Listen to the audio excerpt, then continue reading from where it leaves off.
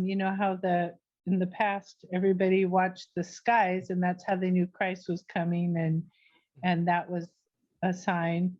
And I know some different, I want to say the astrologists, or you know, will tell different things about what's happening in the coming of the second coming too.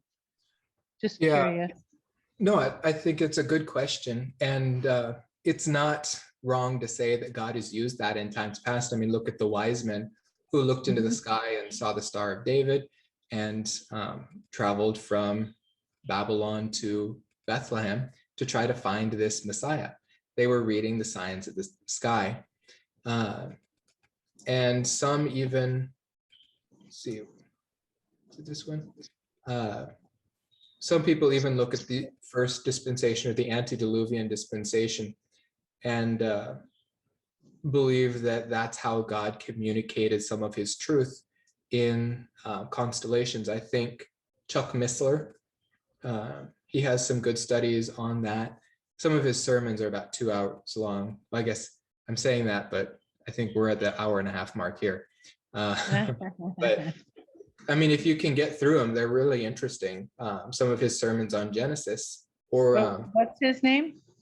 Chuck Missler, Missler. He's got a really good one on the long day of Joshua, where God actually halted the sun in the sky. And what he did is he went into historical records and saw, okay, what was going on around the world at other times. And it's almost convincing. There were the records of like a really large tsunami on the west coast that the Indians had encountered around that time, because I think that would have been about 1000 BC or 1600 BC, or 1600 BC, but that had happened. So what he did is he just went around the world and said, okay, if the world stopped, we would have seen some sort of effect of that around the world.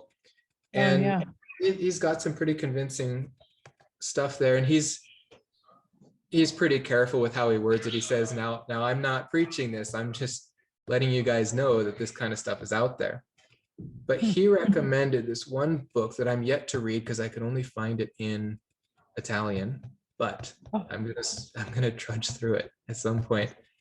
It's called, well, I'll give you the author here. But what this author does, and he's not a Christian, is he took scripture and he took some of the miraculous portions of scripture and tried to disprove scripture. But what he found in history was that secular sources actually have these things recorded as well.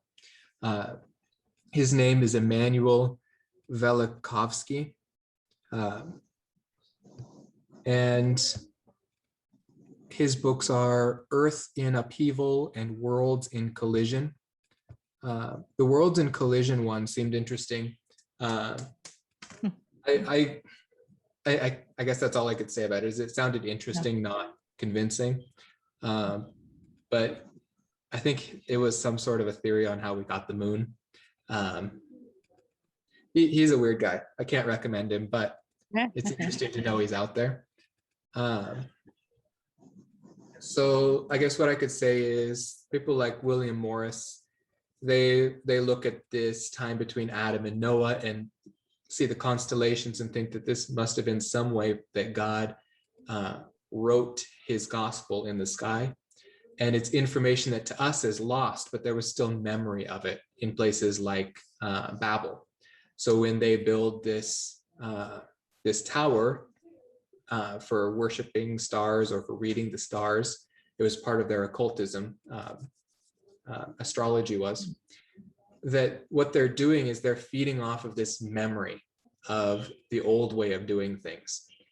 And rather than changing with this new stewardship that was given to Noah, where God's actually going to call a people out to give the word in written form to. It's obviously a lot less subjective than constellations. But I guess all that said, I I don't believe that God works in that way today. And my reason for believing that is that God tells us that this age of the church is a time of faith, not a time of signs. So we also know that the rapture is imminent, that it could happen at any time. Thus, if we have signs in the skies that we ought to be waiting for, that destroys the imminency of the rapture. And then, Sherry, you saw Dr. Stollard briefly mentioned the,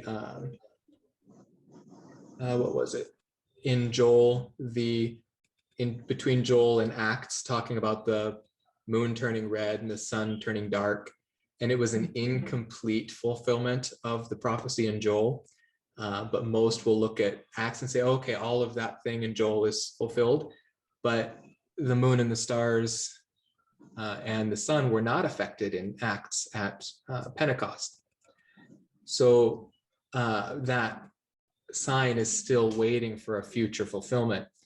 But we'll see in Revelation that that future fulfillment is at the end of the 7-year tribulation. So looking for things like the blood moons, well, not only is that an impartial fulfillment of the moon turning blood red, but it doesn't even fit perfectly. And it's too early. We're not in the tribulation yet. So we're not going to be seeing signs like that. There will be astrological signs during the tribulation, but the tribulation has many things in common with Jewish history. Church history is one of faith, one of dependence on Christ. So I'm not as likely to jump on astrological signs like the sign of, what was it, the Bethlehem star. I thought it was interesting, but there were too many things of it that didn't match scripture. And I mean, if I got burned out on the blood moons thing, I'll admit that. Oh. I really jumped on it and I thought it was going to happen. Are you referring to that movie that they did, the Bethlehem Star? No, not the Bethlehem Star. The Jonathan Cahn and John Hagee wrote books about the blood moon tetrad. Oh. That was back in 2015. And I bought the book and I read it through, but I had no idea really how to read scripture and how to verify any of this stuff. So to me, it sounded great. So we bought a bunch of them. We gave them to my mom's family, and like we gave them to everyone we knew and said, oh, look at this amazing blood moons thing. The Lord's about to return. And it's like, yeah, he's about to return, but that's not the proof of it. So I'd rather give them some substance that they can hold on to rather than something that's going to continue to be a letdown. I mean, there's enough in scripture that we can solidly grab onto and know that the Lord's return is close. But for us, it's every day we're closer than we were when we first believed. But I think I might regret saying this, but that's one of the glorious things about death, is that none of us have to wait 2,000 years to get there. We all just wait out our lifespan, because I can't remember if we were going to talk about that with Laodicea, but I mean, what is our purpose here on earth besides serving the Lord? But then for the unbeliever, what is their purpose here on earth? It's coming to know the Lord. So after we've come to know the Lord, what's left for us to do here but to serve him? And if not properly serving him, why would he keep us around here? Better for us to be home with him. That's something. Looking at Ananias and Sapphira, they were used as an example. That's not how God operates today in the church. He's not going to kill someone for lying. But a life continued in sin, there's plenty of examples in the New Testament where God has taken someone home early because they are a believer in him. They are protected by the blood of the Son, but they are not serving him. They're walking in carnality. Can't remember what got me onto that, but yeah, signs of the time, signs in the sky. Yeah, I keep an ear to stuff like that, but I hold it with a grain of salt.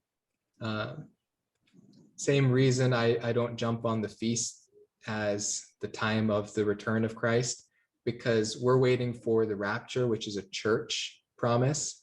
So I don't hang on to Jewish feast days and Jewish promises for the timing of that.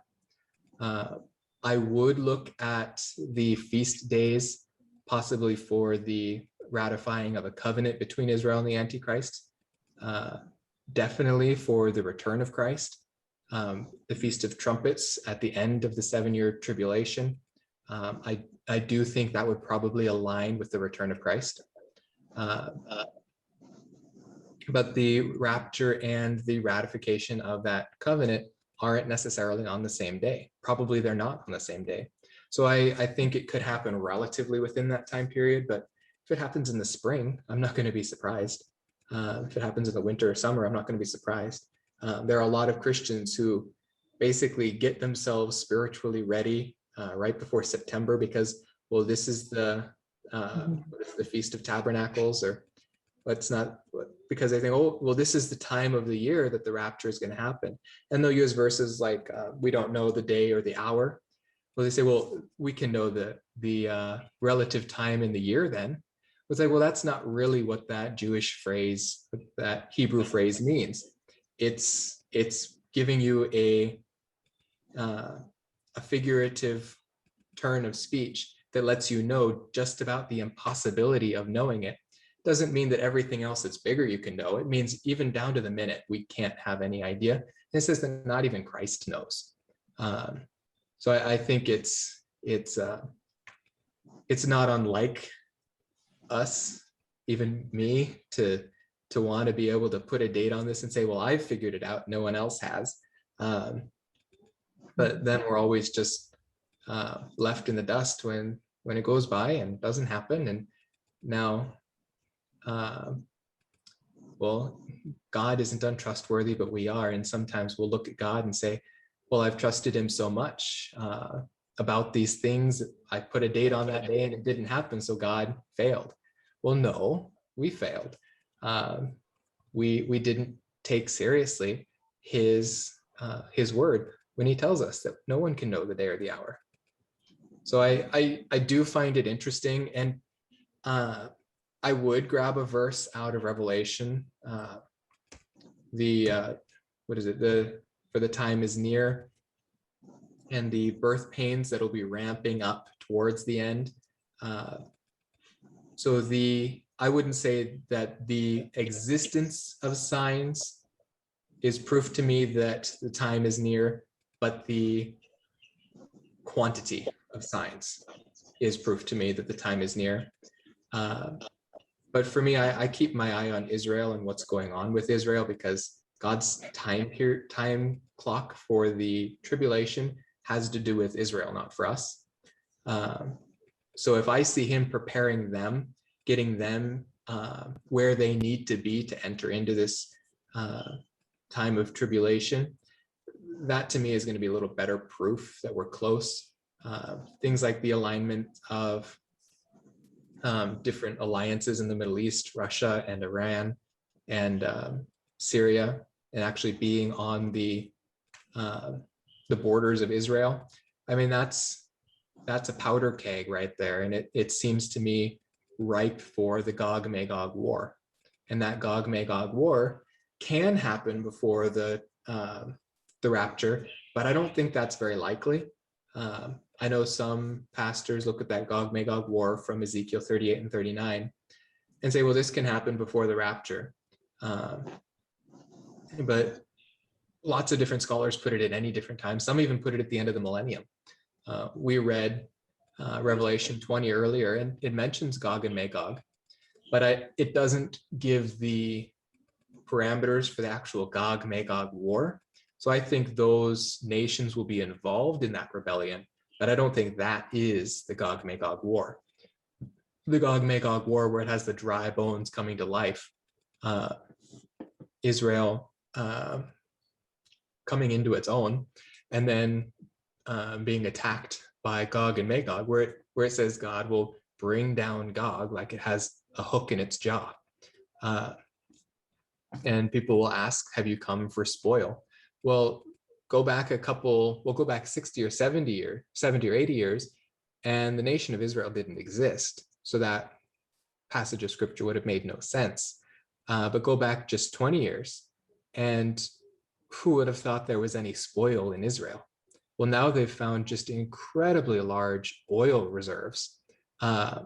And suddenly Russia's on their doorstep. Is that the hook in their jaw? Well, it could be. But then again, what if things go back to being peaceful and another 80, 90, 100 years passes by, and then suddenly Russia's on their doorstep again? And I think, again, that's the beauty of imminency, is that we can see things start to align, and then we can see things digress away from being in alignment, because it's all on God's time, not on ours. So I'm fascinated these days. I mean, as far back as, see, when was 8th grade for me? 2013 or 2010? No, 8th grade for me, no. 2008, 2009.